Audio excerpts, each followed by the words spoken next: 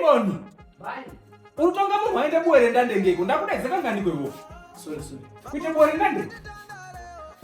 Ende mudhandu umu. Wobvure mukabati. Makia. Mudhandu wobvure mukabati. Wavhure mukabati mune piro irimo ine mafurau. Wavhure mupiro imomo.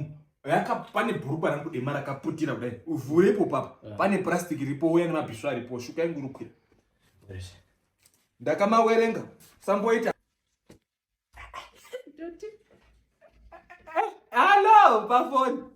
Doti, my daughter. Kwa varume ngavafeti zorore Chiko. mukomana uyagiribheti murupo munhu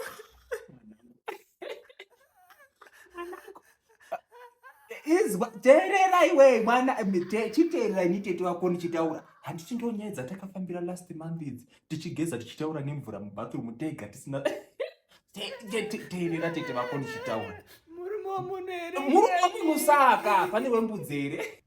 ndarwadziwa Unoenda kunotenga hembe wakapfeka dzimwe hembe zvimwe zvinoda practice logic, practical logic and practical understanding. Unonotenga hembe wakapfeka imwe hembe. If you keep on rejecting married men you will never make it to expensive hotels, expensive flight and a trip to Dubai mwanangu. Varume kavane social security vanochengetedza because ajaira kuchengeta mhuri yake. Ndochonga bvoni chemera kutonga anga akakunyepera saka. It's a pretty lie that one. Aiwa mwanangu.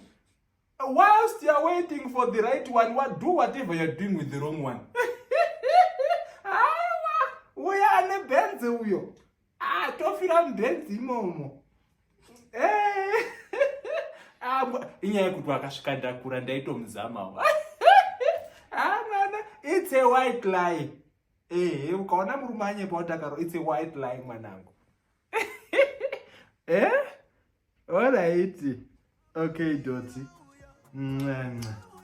I white lie.